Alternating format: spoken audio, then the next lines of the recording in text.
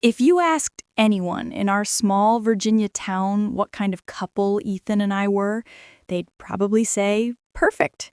We had the picture-perfect house, the white fence, two kids who smiled for every family photo, and the kind of love people envied on social media. At least, that's what everyone thought. Behind those carefully edited photos and staged smiles was a version of me I didn't recognize anymore. A version of me who laughed less, questioned more, and slept beside a man who felt like a stranger. Ethan and I had been married for 8 years. He worked as a financial analyst for a private firm downtown, and I managed a small art studio that I opened 3 years ago. Life had fallen into a pattern. Predictable, steady, comfortable. Maybe too comfortable. But 3 months ago, that comfort began to unravel. It started with little things. His phone never leaving his hand, late nights, at work, and the faint smell of perfume that wasn't mine. At first, I brushed it off. I told myself I was paranoid, that stress was twisting my perception. That one night, when I rolled over to ask him about his day, he flinched, like I had caught him doing something wrong. The shift. Ethan wasn't always like this. When we first met, he was the kind of man who'd leave love notes in my bag before work. He'd dance with me in the kitchen for no reason. He made me feel like the only woman in the room. But lately, he'd barely look at me. Conversations turned into arguments, intimacy turned into obligation, and worst of all, he smiled at his phone more than he smiled at me. I tried to ignore it, tried to believe the lies I told myself. He's just tired. It's work. It's temporary. But when a woman's intuition starts whispering, it's hard to silence it. So, I started watching him. Quietly. Carefully. Every time his phone buzzed, I paid attention. Every time he stepped outside to take a call, I counted the minutes. And every time he said he was staying late, I felt a knot tighten in my chest. The clues. One Saturday afternoon, Ethan said he had a meeting at the office. It didn't make sense. Who holds meetings on weekends? But I didn't argue. Instead, I waited for him to leave, then grabbed my car keys and followed. I wasn't sure what I expected to find. Maybe him sitting at his desk, working under fluorescent lights, proving me wrong. But instead, I watched his car pull into a quiet coffee shop parking lot on the other side of town. And then, she appeared. A woman with long dark hair, wearing a red coat. She smiled when she saw him, that kind of smile that doesn't belong to a friend. Ethan's face lit up. He hugged her, held her waist. And in that moment, every lie, every doubt, every excuse I'd made for him came crashing down like glass. I didn't cry. Not then. I just sat there, gripping the steering wheel so tight my knuckles turned white. He wasn't at work. He wasn't stressed. He was with her. The aftermath. I drove home in silence. The world outside blurred into meaningless colors. By the time I parked, I couldn't feel my hands. Inside, the house looked exactly the same. Our wedding photo on the wall, his jacket on the couch, the faint smell of his cologne in the air. Everything looked normal, except nothing was anymore. When he came home that evening, he kissed my forehead, like he always did. And that was the moment I realized how good he was at pretending. He talked about work, he laughed at something on TV, he poured himself a drink. Meanwhile, I sat there, on the couch, watching him move, every action of his suddenly foreign. I wanted to scream. I wanted to throw the glass in his hand against the wall. But instead, I smiled because I needed time. I needed to know who she was. The name. For the next week, I played my role perfectly. I cooked dinner, kissed him goodbye, pretended everything was fine. But behind that calm, I was watching. And then one night, while he was in the shower, I took his phone. My heart pounded like a drum as I scrolled through his messages. That's when I saw it. "Can't wait to see you again, baby. Leela." Leela, a name that instantly burned into my mind. I looked at their conversation, dozens of messages hidden under a fake work contact name. Pictures, inside jokes, memories I wasn't part of. One text read, "Wish you were here instead of her." My hands shook so badly I almost dropped the phone.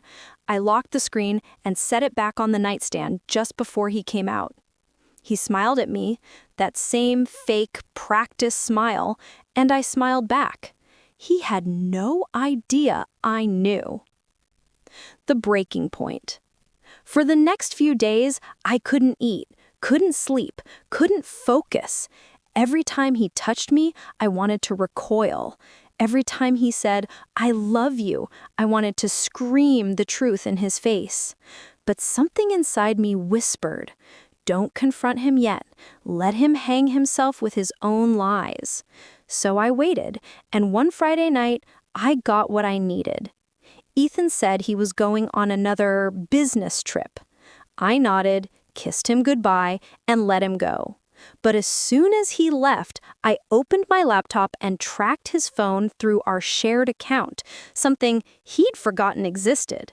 He wasn't heading toward the airport. He was going to a hotel downtown. The hotel. I drove there, parked 2 blocks away, and waited. Sure enough, 30 minutes later, I saw him walk into the hotel lobby. Not alone. Leela was with him. She looked younger, prettier, that effortless kind of beauty that hurt to look at. They held hands, they laughed, and when they disappeared into the elevator, I finally broke. Tears poured down my face, not just because he cheated, but because I realized the man I thought I married no longer existed. He had replaced me long before that night. The decision. When I got home, I sat at the kitchen table until sunrise. Every memory, our wedding vows, our first home, the kids' birthdays, replayed in my head like cruel flashbacks. And then, somewhere between heartbreak and rage, I decided something. If Ethan wanted to play games, I'd play too, but I'd make sure he never saw the ending coming. I didn't sleep that night. The house was silent, but inside my head, everything was loud. Memories, arguments, his voice, her laugh. It all spun together like a nightmare I couldn't wake up from. By morning, I'd made my decision. I wasn't going to confront Ethan, not yet. I wanted him to feel safe. I wanted him to think he'd gotten away with it, because that's when people make mistakes. That's when they slip. So I smiled through breakfast, I packed his lunch, I kissed him goodbye like a dutiful wife. And the second his car pulled out of the driveway, I grabbed my phone and started my plan. Ethan Parker woke up to silence. No sound of the coffee maker brewing, no clinking dishes, no soft humming from the kitchen like there always used to be. Just silence. Thick, heavy, and suffocating. For a moment, he didn't even remember what day it was. Then he saw the half-empty glass of whiskey on his nightstand, the crumpled shirt on the floor, and the glowing light from his phone showing 3 missed calls from an unknown number. Reality hit like a punch. His wife was gone, and his life, the life he'd built with her, was falling apart piece by piece. The fallout. When Ethan walked into his office that Monday morning, the air felt different. People whispered. Heads turned. A few coworkers avoided eye contact altogether.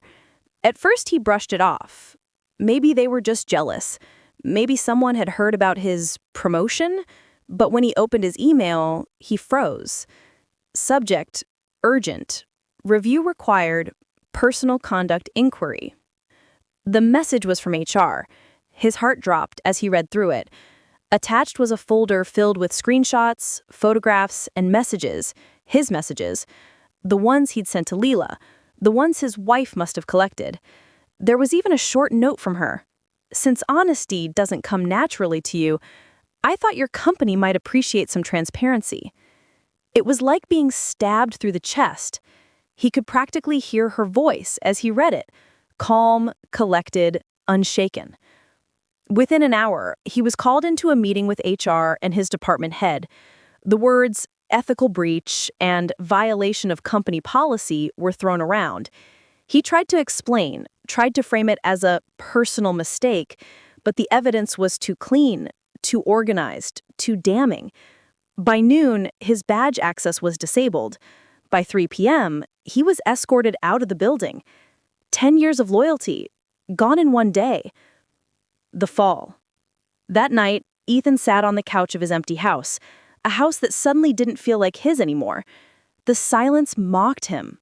The framed wedding photos on the wall felt like ghosts watching him from another lifetime. He poured another drink, then another. He told himself it wasn't his fault, that everyone makes mistakes, that maybe his wife had overreacted. But deep down, he knew the truth. He'd ruined everything.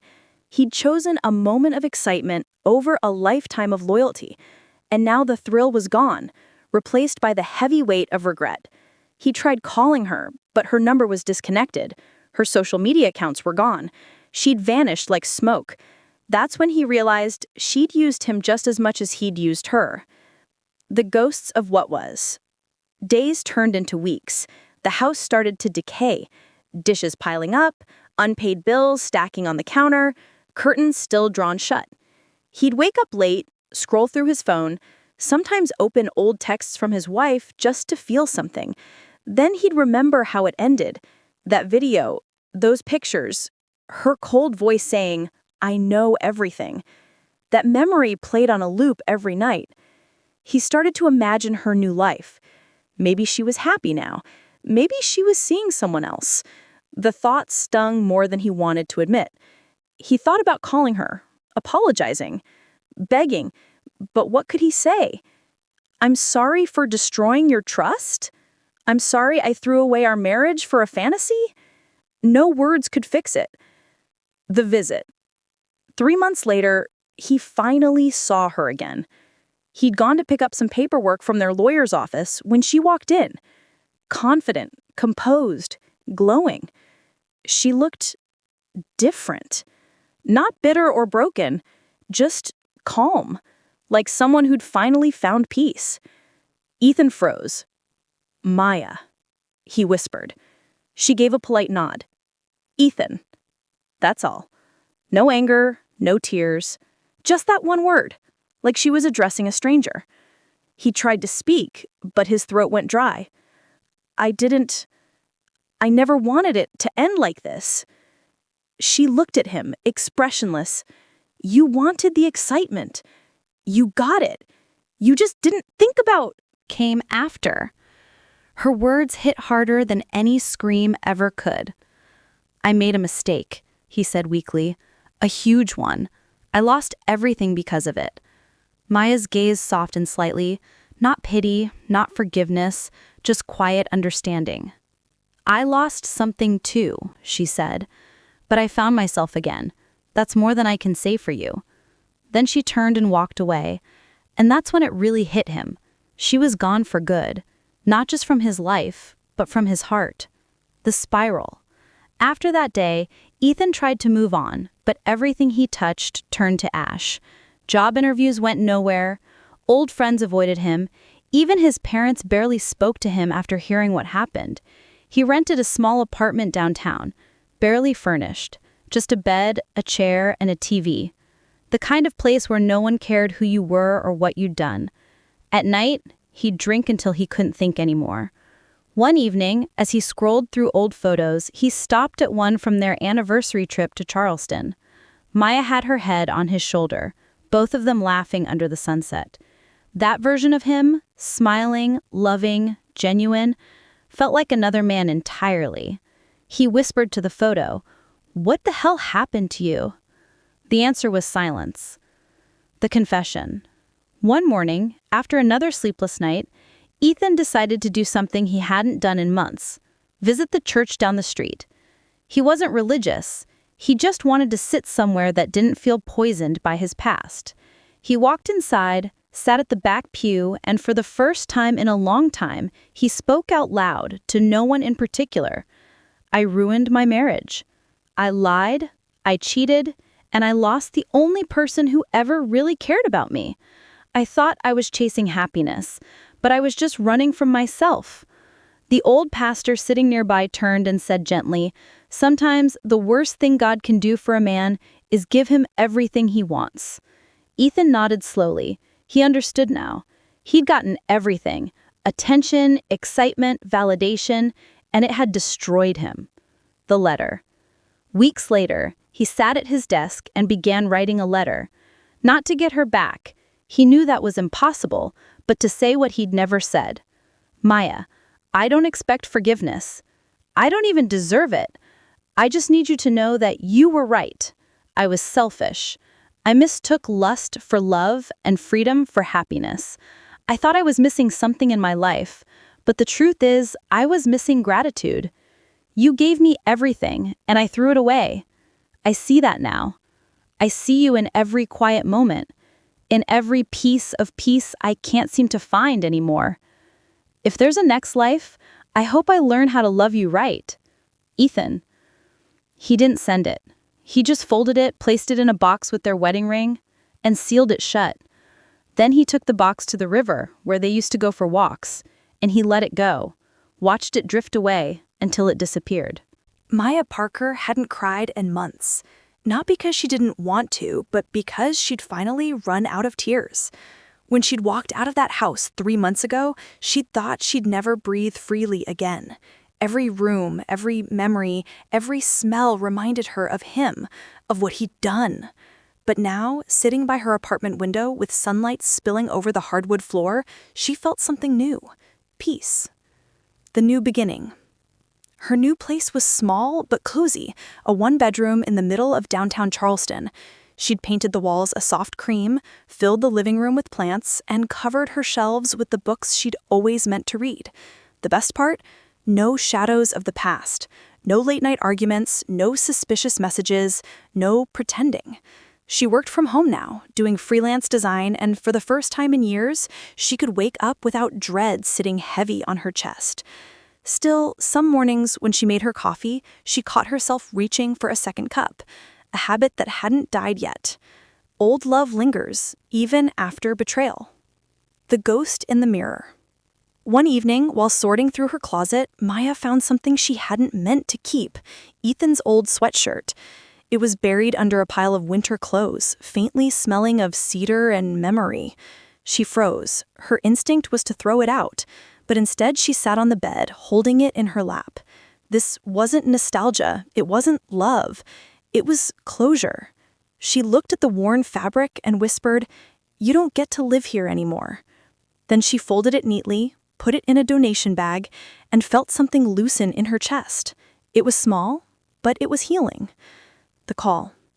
The next day, Maya's phone rang. It was Jenna, her best friend since college. "Girl, I'm proud of you," Jenna said. "You sound lighter." Maya laughed softly. "Lighter's one word for it. Still a bit hollow inside, duh." "That's normal," Jenna replied. "Hollow means you made space for something new." Something new.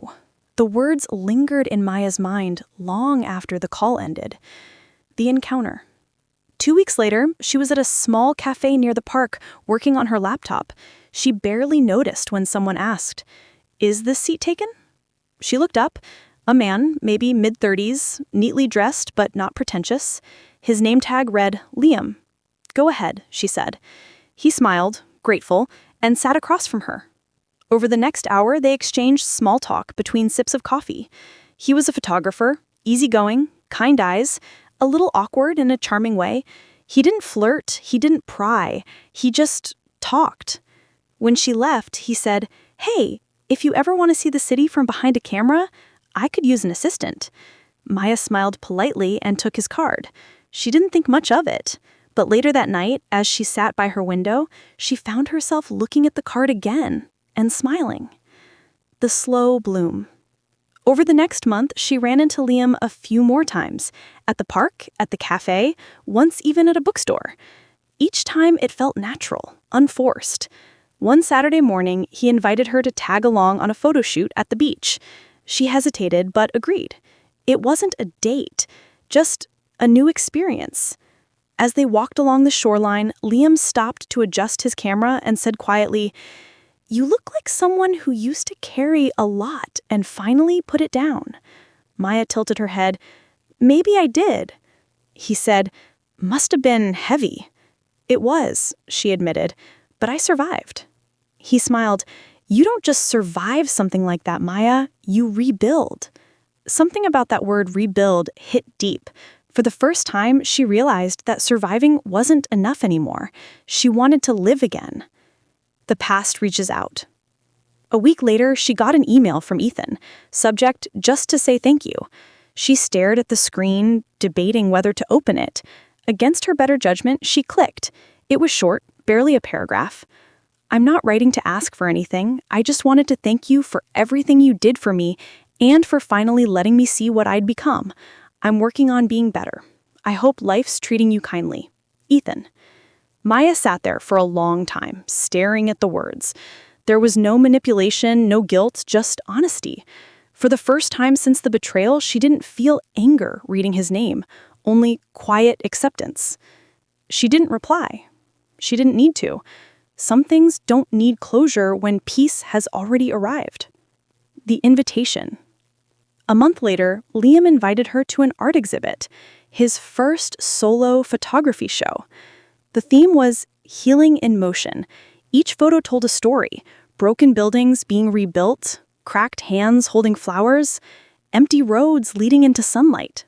When she reached the last piece, she froze. It was a picture of her, sitting by the shoreline that morning, eyes closed, the wind in her hair. The caption below read, "Letting go." She turned to Liam, surprised. "You didn't tell me you were using this," she said softly. "I didn't know if I should," he admitted. "But when I saw that moment, the way you looked at the horizon, it felt like forgiveness." She smiled, blinking back tears. Maybe it was. The confrontation. That night, as she walked home from the exhibit, she took the long route, passing by the street where she and Ethan used to live. The house looked smaller now, dull, lifeless. A single light glowed inside. Maybe he was home. Maybe he wasn't. It didn't matter. She stood on the sidewalk for a moment, not out of longing, but gratitude. That house had broken her, but it had also forced her to find herself again. She whispered, "Thank you for teaching me what not to accept," and walked away. The turning point. Weeks turned into months. Maya and Liam became closer, but it wasn't rushed. He never tried to fill the space Ethan left. He simply respected it. One evening, as they sat watching the sunset from a rooftop, Liam asked quietly, "Do you ever think about going back?" Maya shook her head. "No, not to him, not to who I was." He nodded. "Good. Because you don't look like someone who needs saving anymore." She smiled. "I'm not. I just needed to remember who I was before I forgot." The closure. One morning, Maya received a letter. No return address. Inside was a photo, her wedding ring, floating down a river. She knew immediately who it was from. Ethan. She smiled sadly and whispered, "Goodbye." Then she tucked the photo into her journal, not as a wound, but as a reminder. That chapter was truly over. The new life. A year later, Maya's freelance business had grown. She and Liam began collaborating full-time. Her design work paired perfectly with his photography. One afternoon, while setting up for a client shoot, Liam turned to her and said, "You ever think about how far you've come?" Maya laughed. "Sometimes. Feels like another lifetime." "Would you change anything?" he asked. She thought about it. Really thought. The betrayal, the heartbreak, the lonely nights. Then she shook her head. "No," she said softly. "Because if I hadn't broken, I'd never have rebuilt this version of me." Liam smiled. "That's the strongest kind of love, the one you have for yourself." And for the first time in forever, Maya believed it. The parallel. Across town, Ethan stood on the same bridge where he'd let the box drift away months ago. He looked down at the river, remembering everything he'd lost. But instead of pain, he felt acceptance. He didn't deserve Maya back, but he'd finally learned the lesson she'd tried to teach him. Love isn't about excitement. It's about consistency, honesty, and care. He whispered, "Thank you," into the wind and walked away, ready to start over. Not with someone new, but with himself. Epilogue. Crossroads. Maya and Ethan never spoke again. But somewhere in the quiet corners of their lives, they both found peace, the kind that doesn't come from revenge or reconciliation, but from understanding. They had both stood at crossroads once, one choosing deceit, the other survival. Now, years later, both had taken different paths. Maya found love again, Ethan found redemption, and though their stories never intertwined again, they shared one silent truth. Betrayal doesn't have to be the end. Sometimes it's the beginning of who you were meant to be. 3 years later, the world felt different, calmer, slower, and somehow lighter. Maya Parker stood in front of a wide glass window overlooking the city skyline. The golden hour light spilled across her face, warm and alive. Her design studio, a dream she had once whispered about to herself in the dark, was now real. Maya Parker Designs sat proudly on the frosted door. Life hadn't been perfect, but it was hers. New horizons.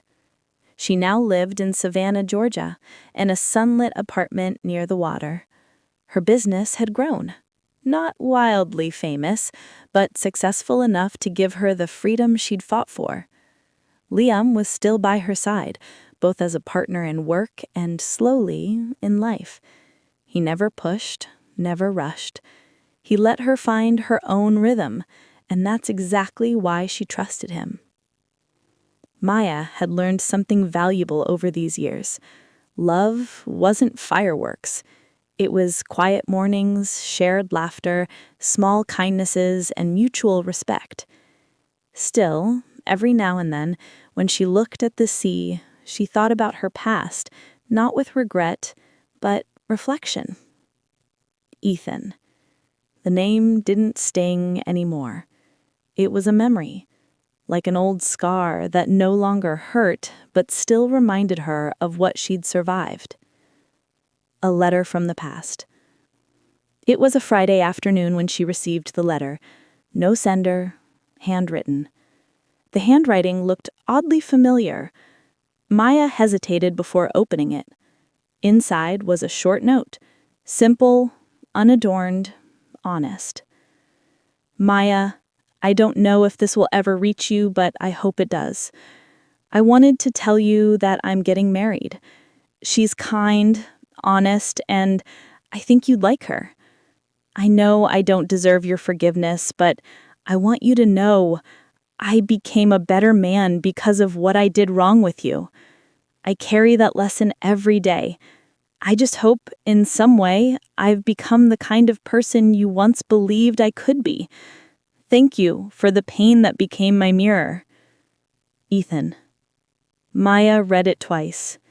Then she smiled. Not bitterly, not sadly, just peacefully.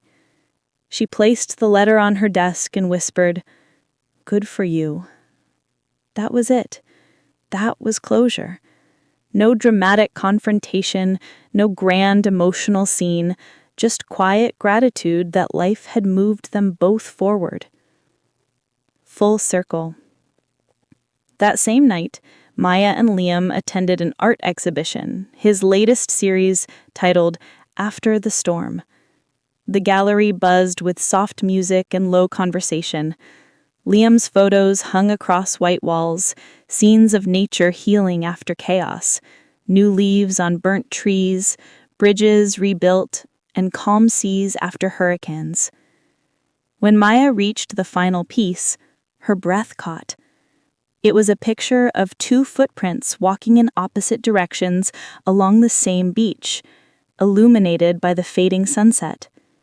Beneath it, the caption read, "Some paths don't end, they just part." She turned to Liam, eyes glassy. She said, "This one's us." He smiled, wrapping an arm gently around her waist. "No," he said, "that's you. Because sometimes walking away is the most beautiful direction." Ethan's new chapter. Meanwhile, across town in Charleston, Ethan stood in front of a small wedding crowd. He wasn't nervous. For once in his life, he felt ready. Not because everything was perfect, but because he was finally honest. His fiancée, Claire, walked down the aisle, radiant, calm, confident. Not flashy, not loud, just real. As they exchanged vows, Ethan's mind drifted for a moment. He thought about Maya, about how different he'd been back then, about the man who lied, cheated, and lost everything. He wasn't proud of that version of himself, but he wasn't hiding from him either. When he said, "I do," he silently whispered another truth inside himself. "Thank you, Maya, for showing me what love isn't." Parallel lives. Back in Savannah, Mina and Liam spent the weekend at a coastal retreat, a small escape before their next big client project. They sat by a fire pit, the night sky painted with stars. "Do you ever think about what would happen if we hadn't met?" Liam asked. Maya smiled. "I think I still would have healed, but meeting you made it easier." He laughed quietly. "I'll take that." She leaned against him. "You know, I don't Regret anything, even the worst parts, because all of it led me here." Liam nodded. "Life's messy like that." Maya looked at the fire and whispered, "Yeah, but sometimes the mess is the masterpiece." The unexpected meeting. A few months later, fate decided to pull one last thread. Maya was in Atlanta for a business conference. As she walked out of a coffee shop, she saw him. Ethan. For a split second, neither moved. The world felt still. Then he smiled softly, almost hesitant. "Maya." She returned the smile. "Ethan." They stood there for a moment, no bitterness, no awkwardness, just two people who had shared a chapter long ago. "You look happy." "I am," she replied. "You?" "Same," he nodded. "I'm married now." "I know," she said with a small grin. "Congratulations." He laughed. "You always did find things out first." There was a brief silence, not uncomfortable, just thoughtful. Ethan looked down, then back up. "You know, I used to think losing you was the worst thing that ever happened to me. Now I realize it was the best thing that ever happened for me." Maya's eyes softened. "That's what healing does. It rewrites the meaning of pain." He smiled, genuinely. "You were right back then. I wasn't ready for real love. But I think I finally understand what it means." "I'm glad," she said simply. They exchanged a final nod, the kind that says everything words can't, and went their separate ways. No tears, no regrets, just peace. The final lesson. Later that evening, as Maya sat in her hotel room, overlooking the city lights, she thought about that brief encounter. She didn't feel anger. She didn't feel sadness. She felt gratitude. Every heartbreak, every sleepless night, every moment of self-doubt had shaped her into the woman she was now, strong, grounded, and free. She whispered to herself, "It's funny how love breaks you just to rebuild you stronger." She picked up her journal and wrote one final line under her last entry. "I didn't lose anything. I found myself.